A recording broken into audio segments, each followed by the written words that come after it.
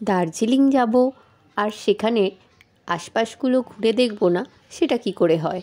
হ্যাঁ, আজ পৌঁছে যাব দার্জিলিংয়েরই আর একটা সাইট সিন।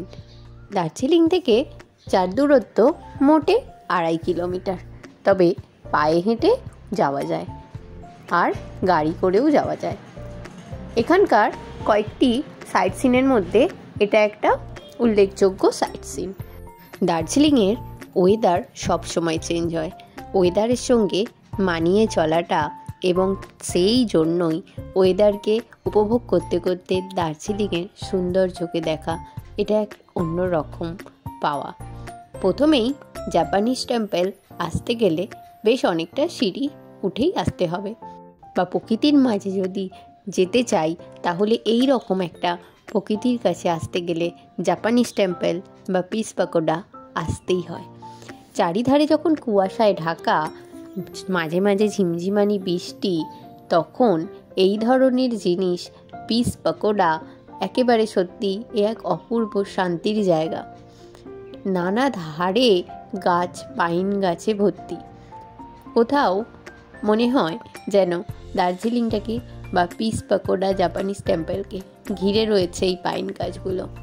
চলুন এবার ভিতরে গিয়ে দেখি। অপূর্ব সুন্দর এই কাঠের সিঁড়ি, এর সৌন্দর্য তো আলাদাই হয় সবসময়। প্রথমেই সিঁড়ি দিয়ে উঠে যাব উপরে। চলুন ভিতরে গিয়েই দেখি পিস পাগোডা বা জাপানিজ টেম্পল এই জায়গাটার এক নামের মধ্যেই রয়েছে অনেক কিছু জড়িয়ে। চারিপাশ ভীষণ পরিষ্কার পরিচ্ছন্ন, এত মানুষের আনাগোনা, কোথাও তার একটুও ছোঁয়া নেই।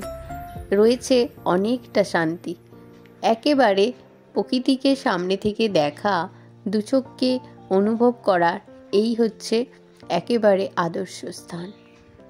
আমরা সকলেই বলি দার্জিলিংকে পাহাড়ের রানী। না এলে এখানকার ওয়েদার, এখানকার পরিবেশ এবং ক্ষণে ক্ষণে চেঞ্জ হচ্ছে যে ওয়েদার ম্যাজিকের মতো চোখের সামনে, সেটাকে অনুভব করতে কিন্তু আসতেই হবে। ওপর থেকে একেবারে নিচে চলে এলাম। সুন্দর করে এখানে কার্পেট বিছানোই আছে, আর তার সঙ্গে নিচের রুমটা একেবারে এরকম। একেবারে আমরা বেরিয়ে যেতে হবে পিস পাগোডার। এই যে এবার আমরা চলে এসেছি, এখান থেকে দেখা যাচ্ছে এর সিঁড়িটা যতটা দেখা যাচ্ছে অন্ধকার হয়ে আছে। ঝিমঝিমানি বৃষ্টি দার্জিলিংয়ে একেবারে হতেই থাকে। না সবসময় হয় এমনটা না যে সবসময় হয়, কিন্তু আমাদের সঙ্গে হয়েছিল। হ্যাঁ, মনে হচ্ছিল মেঘগুলো আশেপাশ দিয়ে চলে যাচ্ছে, তাই সঙ্গে ছাতাটা রাখতেই হয় যে কোনো সাইট সিন যান বা দার্জিলিংয়ে ঘুরতে যান। হ্যাঁ চলুন এবার ওপরে যাব। ওপরটা তো আমি একদম দেখতে পাচ্ছি না, কুয়াশায় একেবারে ঢেকে গেছে, আর চারপাশটায় রয়েছে ছোট বড় গাছ।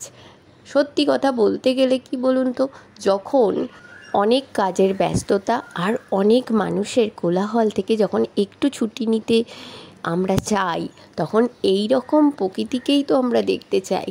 হ্যাঁ, আজও কিন্তু এর চারপাশটা সবুজে ঘেরা।